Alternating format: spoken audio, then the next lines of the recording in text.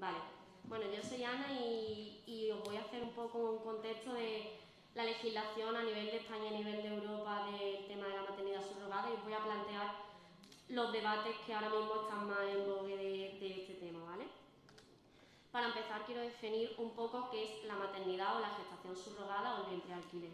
Al final esto consiste en que una persona o una pareja, que los vamos a llamar madre, padre o padres de intención, encargan a una mujer que geste a su hijo durante el periodo del embarazo y que luego este hijo va a ser entregado a estos padres de intención a cambio normalmente de una cantidad de dinero, ¿vale?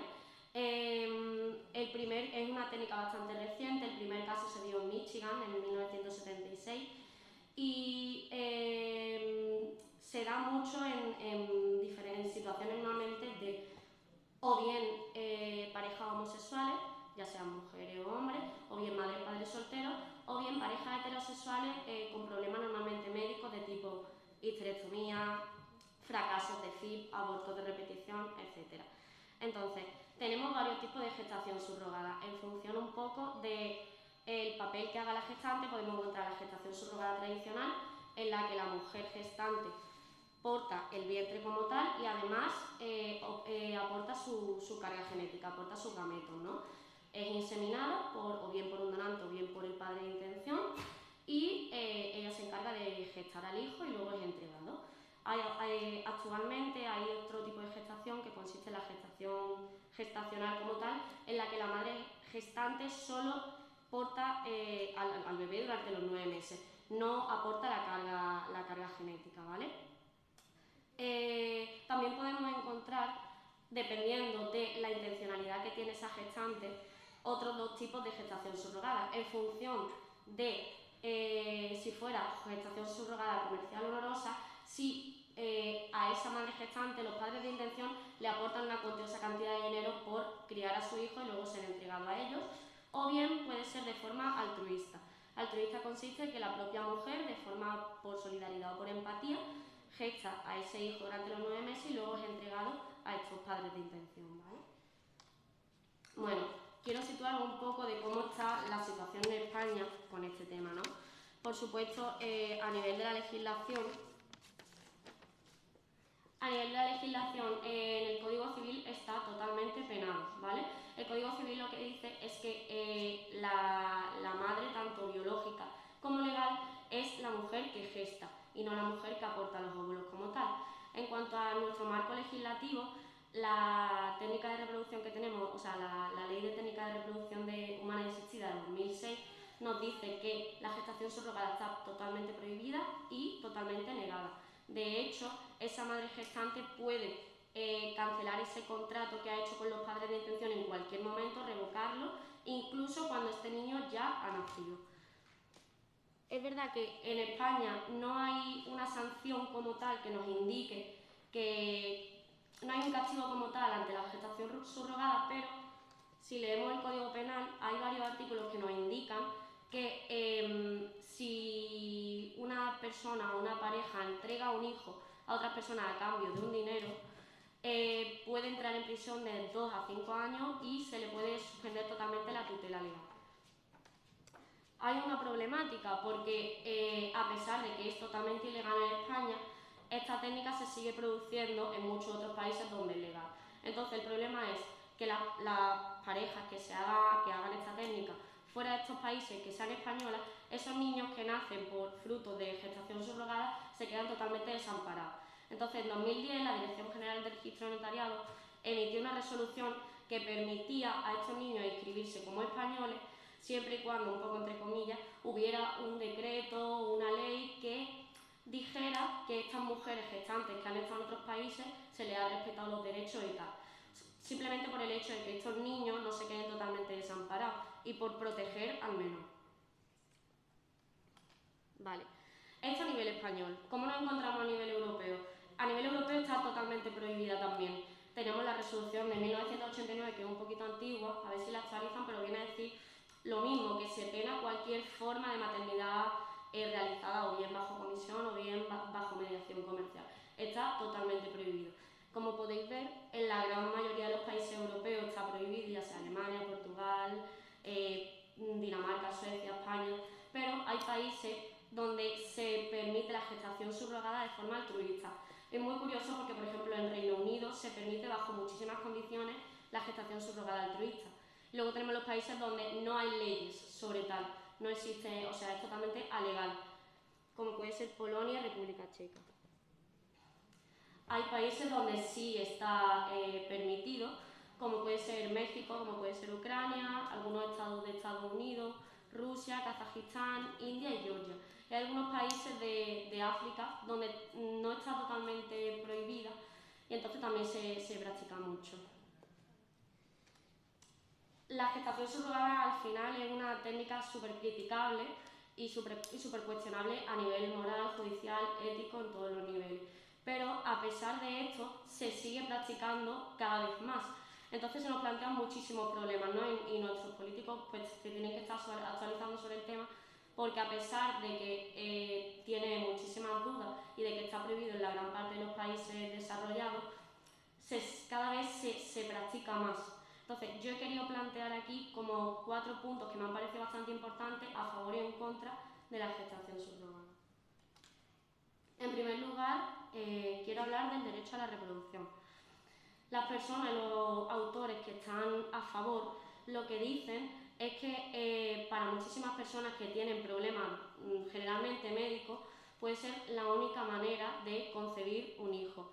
Es verdad que no existe un derecho como tal a tener hijos, pero estas personas se abogan en que puede ser la única manera que tienen para tenerlos y que se apoyan en otros derechos como puede ser el derecho al libre desarrollo de la personalidad, ya que para muchas personas es una parte fundamental para su desarrollo el tener un hijo. ¿Qué pasa en contra de la gestación subrogada? Pues otros muchos autores definen que exactamente esto, que no existe un derecho como tal a tener hijos, ¿no? Que el hecho de usar el cuerpo de una persona para concebir un hijo no es un derecho. Se dice que el intentar convertir un deseo en un derecho a costa de personas vulnerables, al final lo convierte en un privilegio y no en un derecho, ¿no? Y que los deseos no pueden estar por encima de los derechos. El deseo de querer concebir un hijo usando a una mujer, al final es tratar el vientre, la vida, como un propio producto mercantil. Hablamos también de la autonomía y el libre consentimiento. Aquellas personas que apoyan la gestación subrogada opinan que la gestación subrogada está basada en el principio de la libertad, puesto que se establece un contrato, ¿no?, en el que ambas partes opinan libremente sobre la actuación que van a realizar y que las mujeres gestantes tienen la autonomía y la libertad de poder decidir sobre sí mismas, sobre su cuerpo y tomar decisiones sobre su propio cuerpo, ¿no? El hecho de decidir por ellas, sobre todo esto se apoya en la gestación subrogada altruista, se apoya en que ellas mismas decidan gestar a esos hijos y tener la autonomía de pues darlo o no darlo, ¿no? Se basa mucho en los principios de racionalidad, de madurez y de justicia, y lo que dicen estos autores es que el hecho de la autonomía solo debería de mediar entre las dos partes del contrato.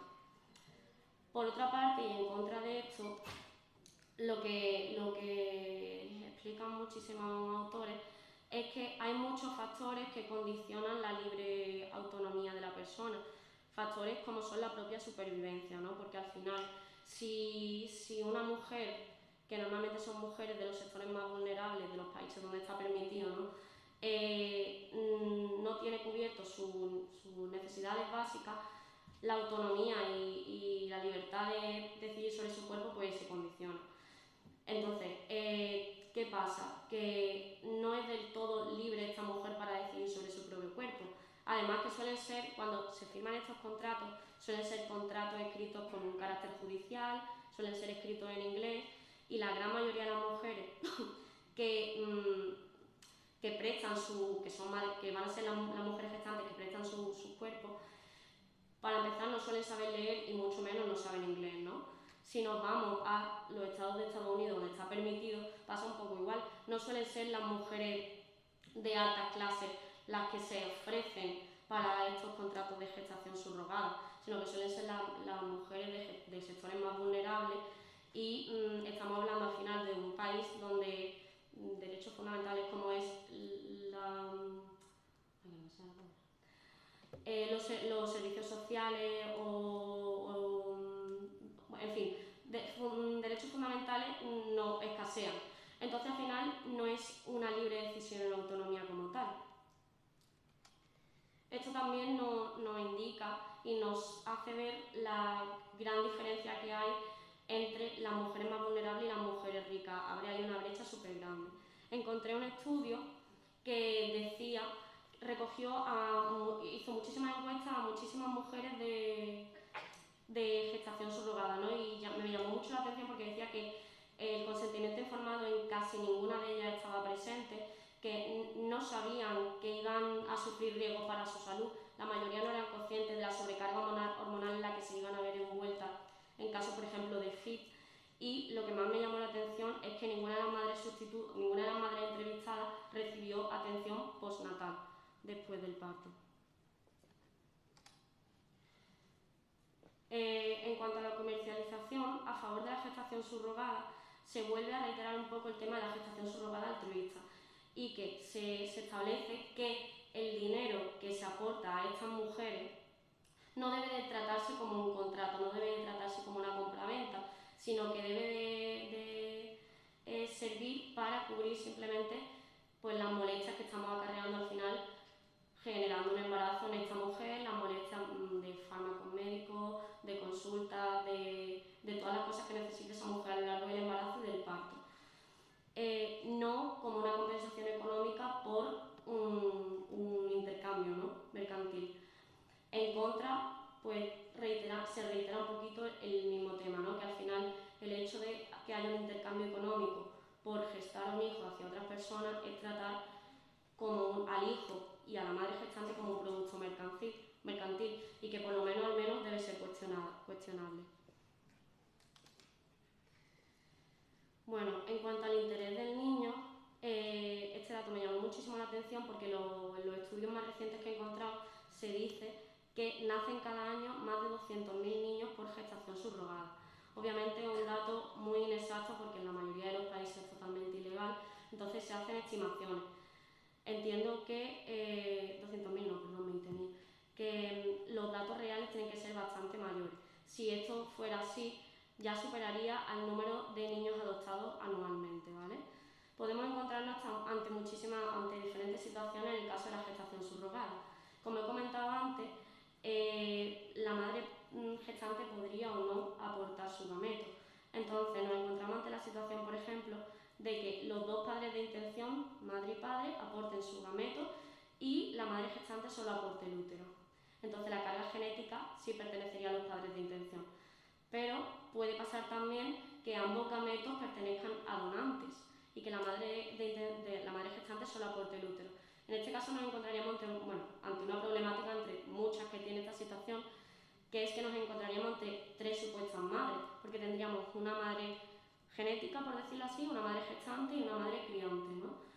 Y aquí se plantea la problemática de hasta qué punto quién es más madre y por qué. En otra situación nos podríamos encontrar también de que el propio padre de intención aportara los espermatozoides y la madre gestante aportara el vientre y el óvulo, por decirlo así. Este niño sería genéticamente procedente del padre, pero no de la madre de intención. Entonces, si esto se produjera, por supuesto, en un país fuera de España, porque aquí es ilegal, este niño sí podría ser inscrito legalmente en el registro por el padre, pero tendría muchos problemas para la madre de intención. Y por último, el caso que más quiero recalcar, porque ahora quiero hablar un poco de él, es que el espermatozoide sea de un donante y la propia gestante aporte el vientre y el gameto. Entonces, en esta situación ninguno de los padres de intención aportan gameto. ¿Qué nos diferencia esta situación con una adopción? ¿En qué diferencia hay realmente entre una adopción y una gestación subrogada? El debate es súper complicado y está lleno de matices, ¿no? Yo quería aquí tratar un par de temas diferentes un poco entre adopción y gestación subrogada por haceros un poco de pensar. Porque por una parte podríamos hablar de la intencionalidad de la madre gestante o de la madre que va a dar en adopción al bebé, ¿no? Está claro que, por ejemplo, en la madre gestante, desde un principio ella conoce que ese bebé no va a lo va a dar, ¿no?, a otra persona. Y en el caso de la madre que va a dar en adopción, pueden pasar mil motivos, puede darse en cualquier situación que decida, por el motivo que sea, dar en adopción a este niño. Pero si fuera al contrario, si habláramos de padres de adopción y padres de intención, ahí la línea está bastante más complicada, porque al final ambos padres quieren lo mismo. Al final la intencionalidad de ambos viene a ser el querer tener un hijo. Entonces, el debate está lleno de matices, porque no es tan fácil posicionarse un poco. Y claro, tendríamos que ver el caso en el que nos encontráramos en función del tipo de gestación subrogada, de cómo se ha hecho y tal. El interés económico también podría ser una diferencia entre una cosa y otra, pero al final en ambos, tanto en una adopción como en una gestación subrogada, en ambos se aporta un capital económico para tener un hijo, ya sea de una forma o de otra. Con esto lo único que quiero es crear un poco de debate y que le deis que pensábamos. Yo no estoy aquí poniéndome en una situación ni en otra. Bueno, ya para terminar, he querido tratar un poco el tema de la matrona con la gestación subrogada y he buscado un estudio en el que se valora si la propia gestación subrogada aumenta el riesgo en el embarazo, valorando la hipertensión, la prematuridad, el bajo riesgo al nacer, las anomalías fetales, el aumento de cesárea y la muerte perinatal. Y lo que se ha comprobado después de hacer este estudio es que no aumenta para nada el riesgo en el embarazo, porque suelen ser mujeres muy sanas, suelen ser mujeres jóvenes con un solo embrión implantado y no suelen tener más de 3 cesáreas anteriores. Por lo tanto, estos partos de forma natural y de forma general son partos de matrona, ¿vale?, porque suelen ser partos de bajo riesgo al nacer. Bueno, como conclusión, después de este tema, que yo empecé haciéndolo sin ninguna gana porque yo tenía una posición súper clara de esto, y después de haber buscado mucha información y de haberlo hablado con mucha gente que tiene distintas opiniones porque están en distintas situaciones de la vida, me he dado cuenta que sigo teniendo mi opinión clara, pero sí es verdad que hay muchos debates éticos que dependen mucho de la situación en la que se encuentre cada uno. Y que está bien que escuchemos a veces a los demás, porque nos pueden aportar cosas que jamás hubiéramos imaginado. Yo me he cuestionado cosas que jamás me hubiera imaginado que me iba a cuestionar quizás con esto, y es verdad que hay veces que es importante escuchar un poco al otro y saber entender. Eso es todo.